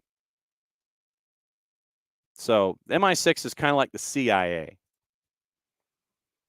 The apparent involvement of MI6 In government talks over the Saudi takeover of Newcastle United underlines why ministers should scrap a controversial clause that will require the new independent football regulator to take into account, quote, foreign and trade policy, campaigners have said. A Freedom of Information request by the Times for copies of the Foreign Office's communications about the takeover showed at least one letter on the issue was copied to the private secretary of C, the code name for the chief of MI6, also known as the Secret Intelligence Service. So it's like Q, R, Z, 99, 86. Copied to the private secretary of C, the code name for the chief of the MI6. Fair Game, a group campaigning for fair governance in football, said the Freedom of Information letter was a red flag over the foreign policy clause in planned legislation for the regulator. Alex Younger was C at the time the letter was sent in June 2020. It was also copied to Richard Moore at the time, the Director General of Political Affairs at the Foreign Office. He has since succeeded Younger as the head of MI6. The letter shows how concerned Boris Johnson's government was about the Premier League blocking the takeover of the club by the Saudi Arabia Public Investment Fund. It says, quote, it seeks to encourage senior-level engagement with Saudi Arabia, end quote, following the COVID crisis, and adds Newcastle United is the immediate risk whilst we respect the independence of the Premier League, redacted. It was not known what the redacted part of the letter said, but later an unredacted section adds that a senior interlocutor, wow, I'm going to try that again. But a later unredacted section adds that a, quote, senior interlocutor, end quote, was being considered to, quote, impress HMG interests with the Premier League. The Saudi takeover launched in 2020. Premier League refused to approve it until October of 21 after legal action by Mike Ashley. Saudi Arabia dropping their ban on BN. Premier League agreed to the takeover after, quote, legally binding assurances that the Saudi state would not control the club. UEFA has warned the Labour government it has concerns that the clause in the football governance bill that says the regulator, quote, must have regard to the foreign and trade policy objectives of His Majesty's government in the United Kingdom, end quote, could amount to government interference in football. Fair Game's analysis of the bill, which was drawn up under the Conservative government, concluded there was a risk that privately owned clubs might be treated differently to clubs owned by states, quote, with whom the UK government wants to pursue its interests, end quote. Sidebar. So you're saying that the government would act differently with rich owners instead of countries? ... Who knew? Niall Cooper, chief executive for Fair Game, had a big quote. Labor is still reviewing the possible changes to the bill. A spokesman for the Department for Culture, Media, and Sport said, quote, the regulator will not compromise the independence of football authorities. So, nothing like the MI6 getting involved in the possible ownership of a franchise in the Premier League. Okay, Alex, you can unplug your ears. So, that happened. That was interesting. Interesting and intriguing. Okay. So, today is the return of the Champions League.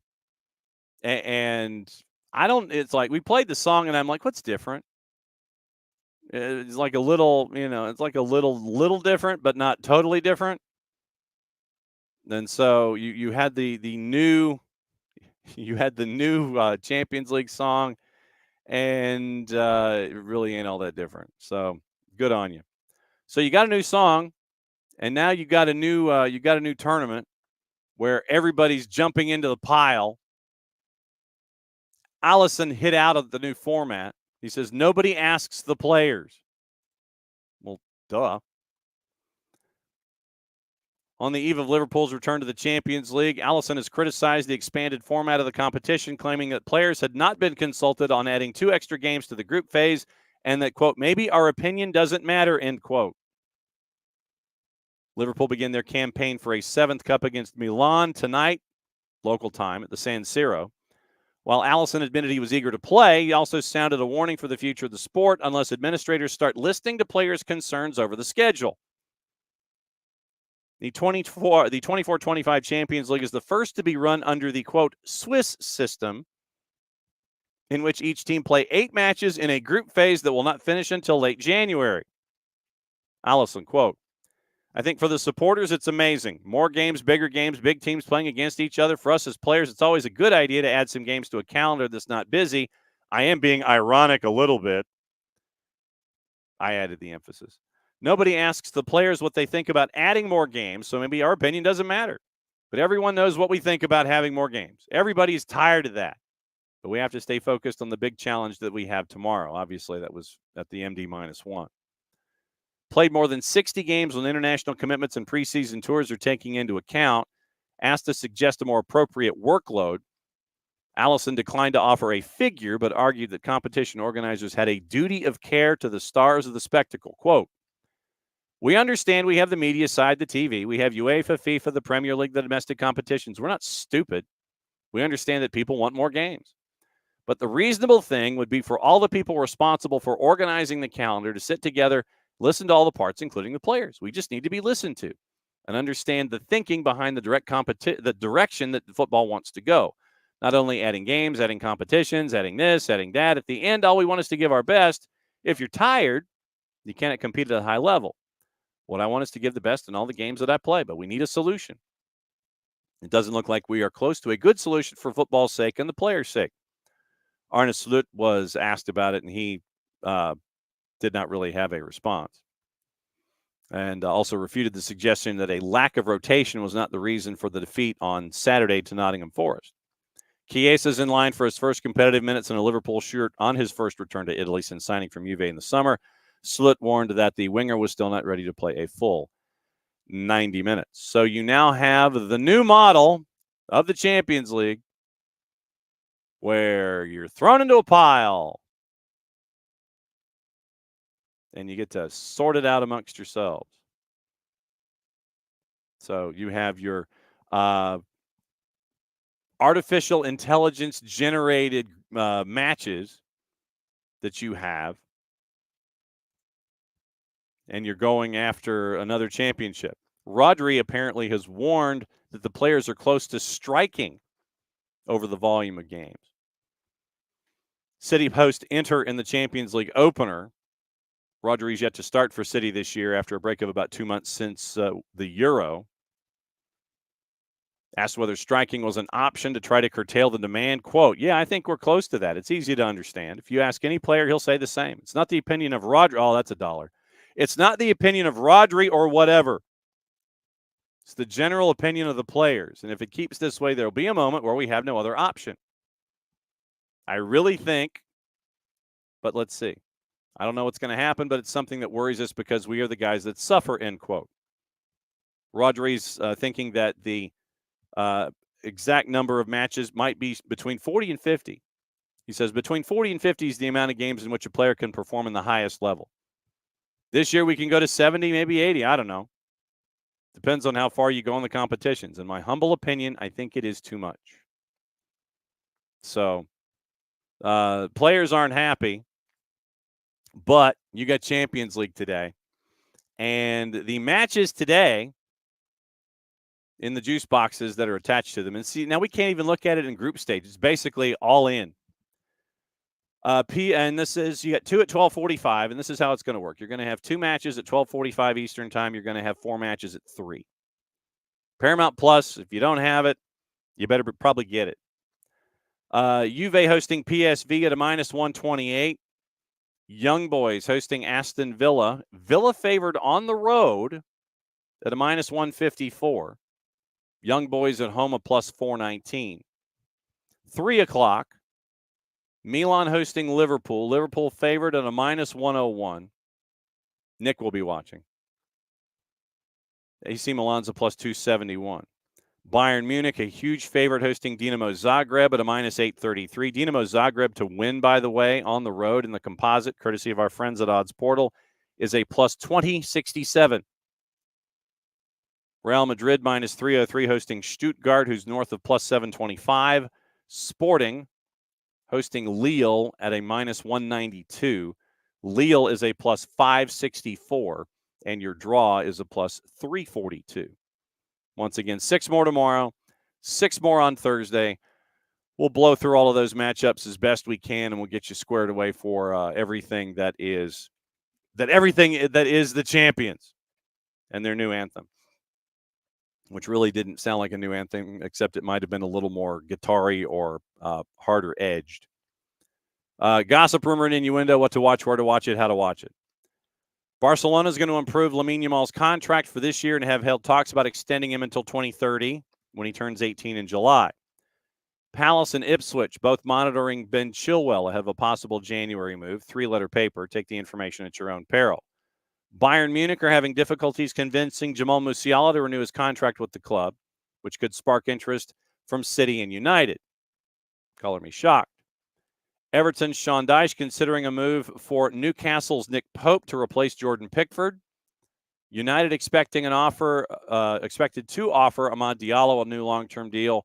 His current deal runs out this summer. John Textor wants to speed up the sale of his shares in Crystal Palace as he aims to accelerate his purchase of Everton. 4-letter paper.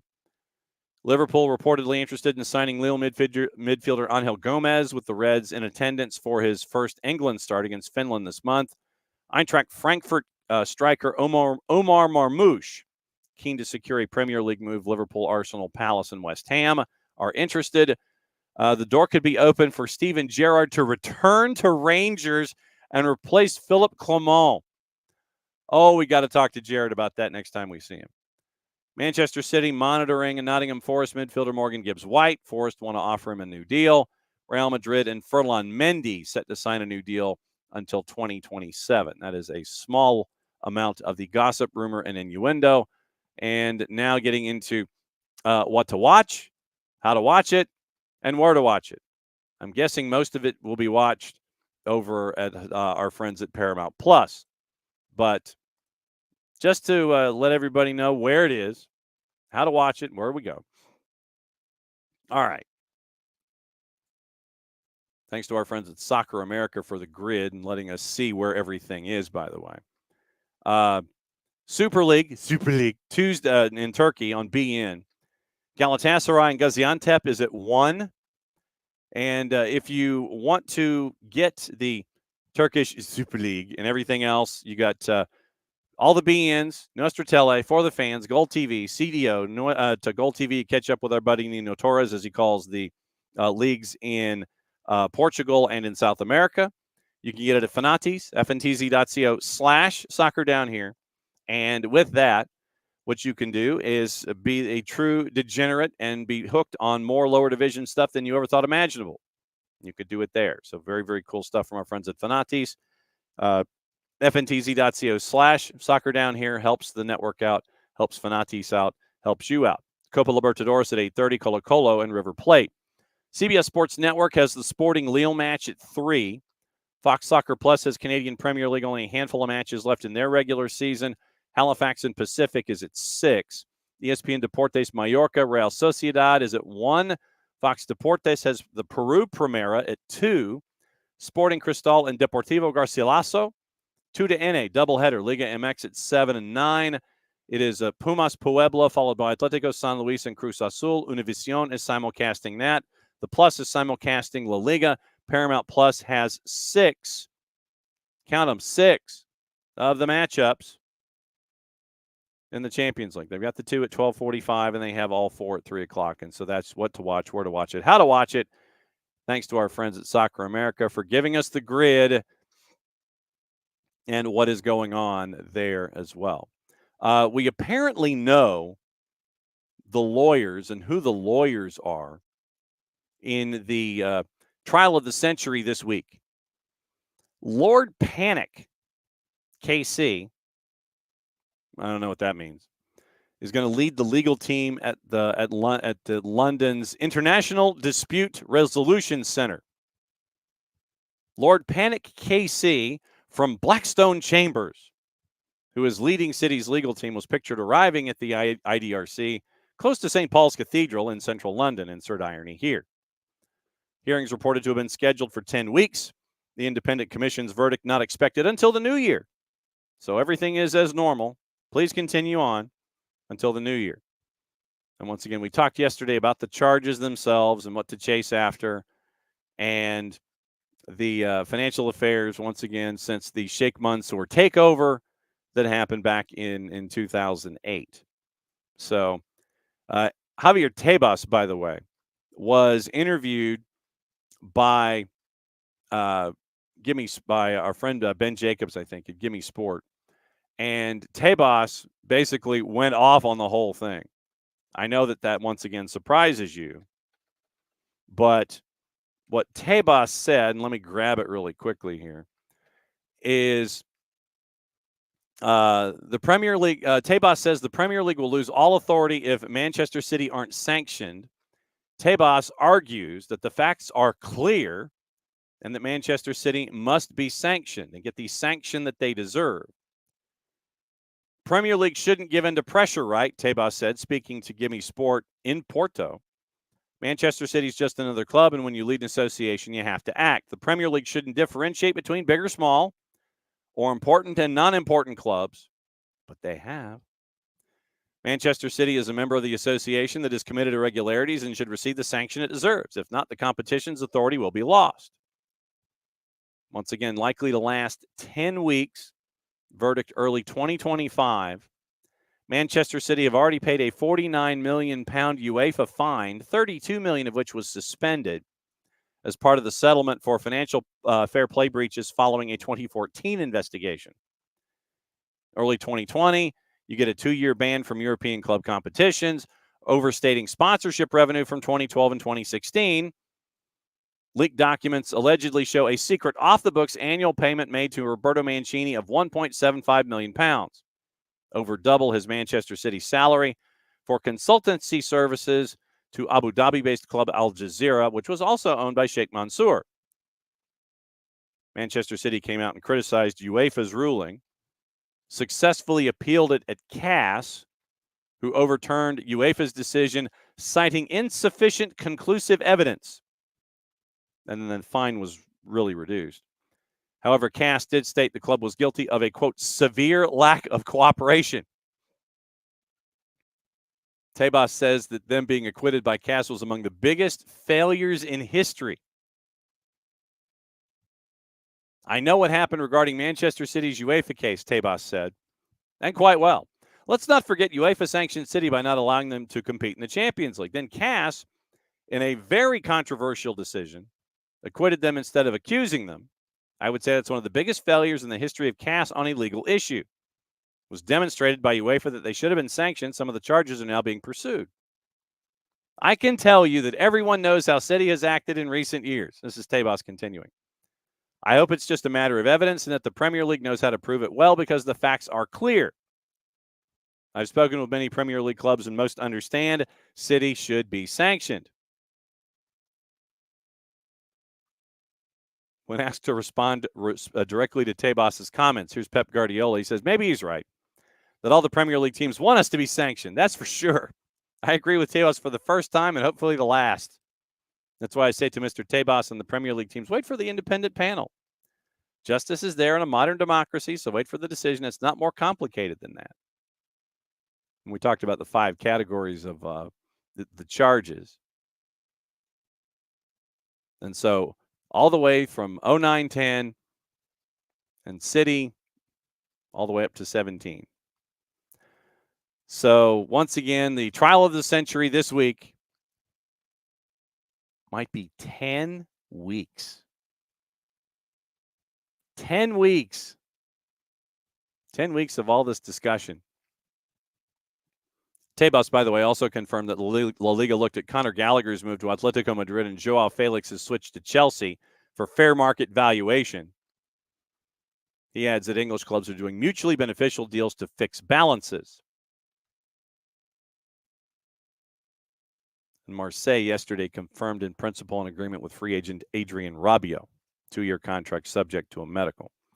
Abby, before we get out of here, says, if I could get to it quickly, King's Council. Thank you, Nix. Oh, Queen's Council. Got it. Thank you. QC is Queen's Council. King's Council is KC. Got it. In England, AC is an abbreviation for appeal cases, which is a law report title. Appeal cases is one of the most authoritative law reports in the UK, along with Queen's Bench, family in Chancery. Wow. Welcome to legalness down here. Well done. Well done, y'all. Thank you for that. Yeah, they probably did send it to Moneypenny, Abby. They really did. So that's what's going on. You got 2 Champions League matches at 12:45, 4 more at 3:00. Paramount Plus has them all. You probably find them all around the place. Tomorrow, once again, we're flying around. Tyler at 9:15, maybe Dylan at 10:00, maybe Jason at some point, and then Marion Crowder at 10:30. We'll try and see if we can fit in Jason toward the end to kind of get a quick look at Messi and friends. How many of the friends might play? How many of them are going to be in street clothes? And how many of them might just be coming off the bench for a quick cameo? Will you see me at 2:00, Abby? No, I will not be seen at 2:00. I'm trying to get things done on the college football side of things and on the high school side of things. So I will not be seen at 2:00. However, I will be at the match tomorrow, and it'll be fun. But yeah. So Wednesday, Tyler at 9:15, maybe Dylan at 10, Marion Crowder at 10:30, maybe Jason for the midweek whip around. Patent pending, trademark coming sooner, hopefully, rather than later. And then Thursday, once again, it is a reaction Thursday. Then the Power Hour at 10:00 with Nino and Nico.